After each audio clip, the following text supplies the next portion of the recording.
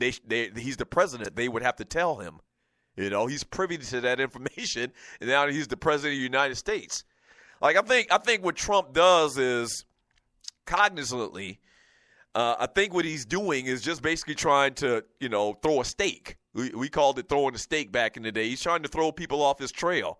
You know, while you're paying attention to these accusations of Obama, you know, bugging his offices or whatever, then the whole narrative about Russia and about Jeff Sessions and about Mike Flynn and all of that stuff that's going on, you kind of give less attention to that. It has to be, because it's so silly. I mean, this guy, I mean, it's silly, man. It's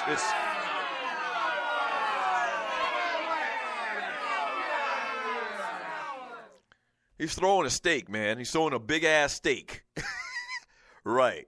He's throwing a big-ass steak, man. And it's really, really sad. It's really, really sad. 404-382-0338.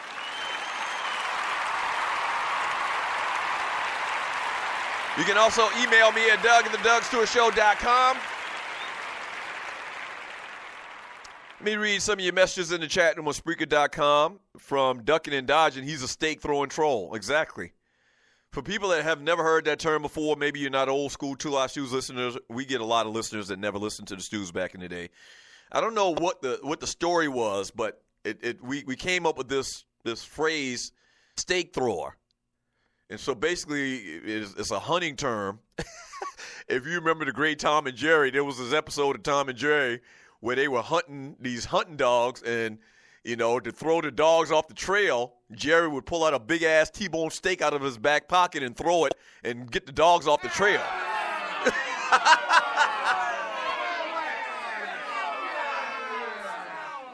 Like, these dogs would be busy doing their job, tracking animals. But to distract them, all you had to do to get them off their game is just to pull out a steak and throw it, and they'd stop, you know, tracking whatever they were tracking. You know, it's just a distraction. You know, it's a steak thrower. And that's what Donald Trump is, a steak thrower, man. From Tiffany Choke Slamming Heels. Hey, Tiffany Choke Slamming Heels. That's a funny name.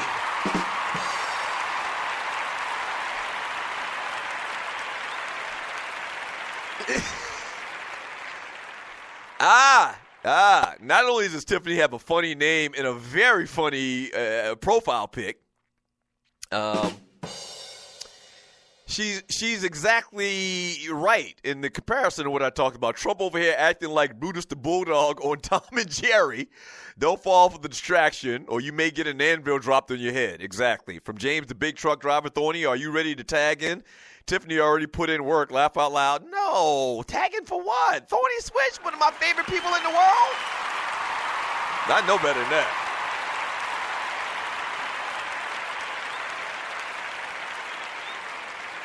Yeah, I know better than that. From Maceo Brown. That's not the real Maceo Brown. Maceo Brown is hard at work right now. The real Maceo Brown is hard at work right now. But anyway, this fool, Maceo Brown, says Trump is the master of deception. He's the Kaiser Soze of presidents. Wow.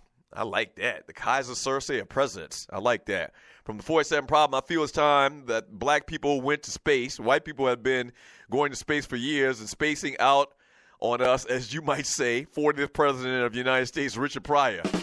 That's funny. Is that from the Richard Pryor show? Richard Pryor had a sitcom or a sketch comedy back in the day as well. Run CNC, man, all of this just another distraction. People don't investigate all the comrades in the damn White House. Exactly, all of the Russian controversy. From Miss Mocabella, the orange man tweets too damn much. Him and his damn tweeting.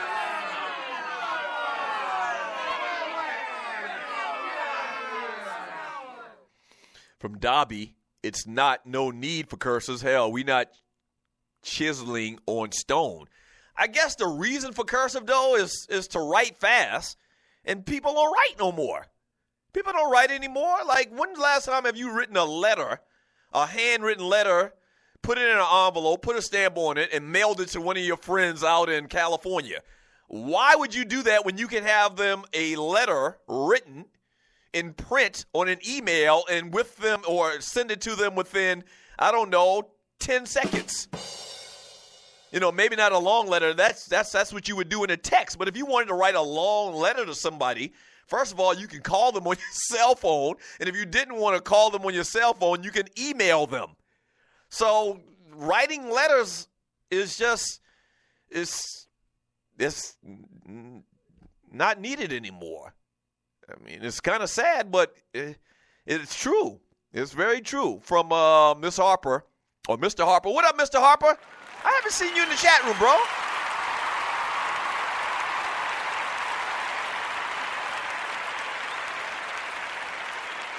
Mr. Harper says, this is a damn shame the youth don't know their simple times tables. No, they don't. And I drilled my daughter on this a couple of years ago during the same time where she was starting to learn multiplication. And so she knows her timetables better than I would guess most children her age. And I'm talking about the LOP. And last night we were sitting at the table and we were talking about the same thing. And I told my wife the story, and my daughter was there, and I asked her, what was 9 times 7? So she gave the answer. Then I asked her another one, and she didn't get it right.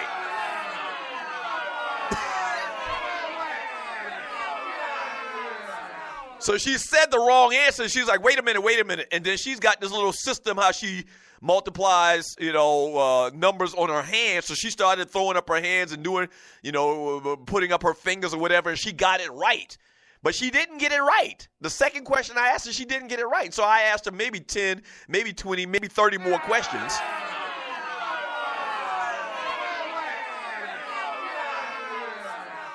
And I'll say she got like 90% of them right. But there's that 10% that she had to do her little thing with. And so it's, I'm very sure that most kids don't know them even as good as she does. Because we really drilled her for like a week or so, man. I remember when I learned my times tables, my mother kept me up till midnight a couple of nights in a row because I had a multiplication test coming up or whatever, man. And she just drilled them in me. And now there's not even a question. I know my multiplication without even thinking about it. But I guess if you got a Texas Instrument in your possession, you don't need to know the damn multiplication tables.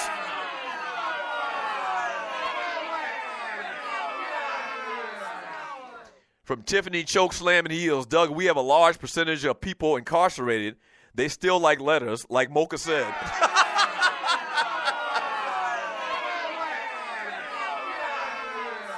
Right. That's a good point. I'm trying to think, do I know anybody in the Hooskow? Yeah, I got a couple people I know in the Hooskow. But they aren't in any jail system in Georgia or South Carolina. I got a homeboy that's in the pen that's in Cali. I may have one person that's in the vicinity. When I say vicinity, I mean on the southeast. That's in the Hooskow. I hadn't been to see him. I hadn't put anything on his books. And I'm damn sure not writing a letter. I would suspect that they have computer access in jail to a degree, right? They don't have email access in jail? I don't know. From James, the big truck driver, even in this digital age, you may have to sign on the computer screen. That's true. Somebody said earlier in the chat room that the only reason that you need to know cursive is just to sign your name. And that's pretty much it. Ask your daughter, if you got a young person, son or daughter, ask them when you get home today, give them a pencil and put a piece of paper in front of them and tell them to sign their name and see how they do it. See if they even know the basics of cursive and signing their name in cursive, or do they write out a couple of print letters, script letters. From Tiffany Choke Slamming Heels with phones, these kids don't need to know math, period. Take them shopping and ask them to take 25% off the sale price. From Big L X Squad, RC, that was great fight card. I enjoyed both fights. Yes, sir. From KC Doug, please don't write your boy in jail. No, I had a very close friend of mine that was in jail a couple of years ago. I'm not going to mention his name, but I went and saw him actually in the pen. Very interesting process. You have to get clearance weeks and months in advance. And then when I actually went there to see him, it was a miscommunication as far as his day to see people.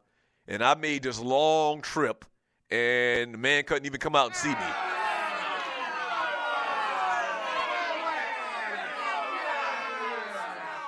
Right, man even couldn't even come out and see me. And it's funny, when I went there to see him, I actually saw another dude that I didn't know was in there.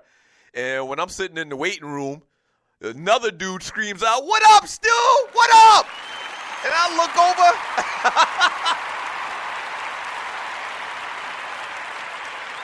Like, wait a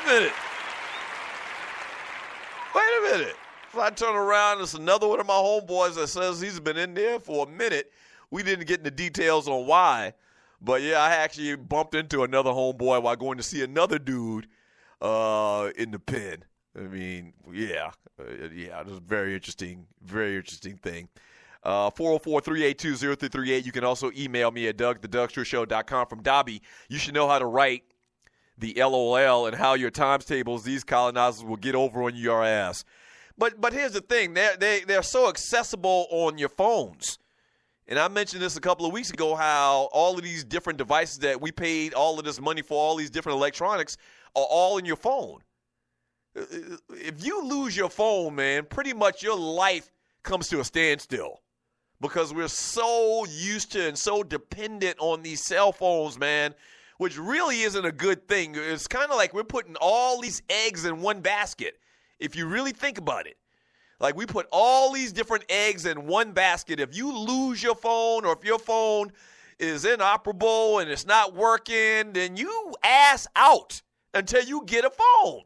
And Lord forbid, I did this early in my career and having a phone. Lord forbid you don't back your phone up. And you go and you get a new phone and you didn't back it up for 6 months or a year. And all the information that you accumulated within that time is just gone.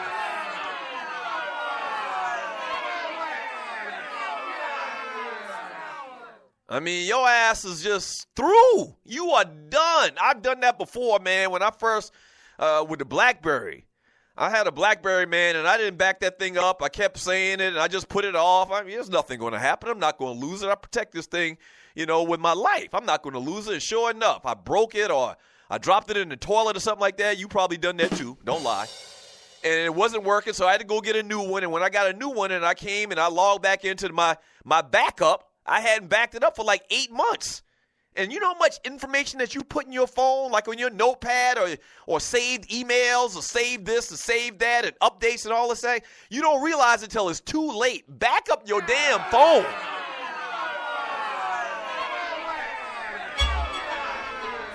I'm telling you. Back up your phone, man. From Fail Pay in the chat, who says, "I asked my wife, what would you rather lose, your keys or your phone?" Head scratcher, laugh out loud. Yeah. I mean, that's probably the next thing on the horizon. Whereas you can take credit card payments on your cell phone, there's probably already technology. Well, I could easily see this being implemented down the road somewhere very soon. You're probably going to be able to crank your car with your cell phone very soon, if you're not able to do it already. That seems like an easy thing to do. Okay? So, yeah. Like, what happens if the grid goes down? When we had that snowmageddon a couple of years ago, I think it was not this past, maybe it's been 3 years now. When we had that major ice storm here in Atlanta, it really opened my eyes, man. Atlanta looked like The Walking Dead. It really looked like The Walking Dead. People's cars were pulled to the side. There were no cars on the major highways. People were rationing for food, and everybody was panicked and while running out of water and this, that, and the other, man. It was tragic. If the grid goes down, we in trouble. Trust me. If your grid, if the cell phone that you use goes down and you can't get it back up, you can't contact anybody. It's crazy to think of. Back in 3 minutes, the Doug Stewart Show.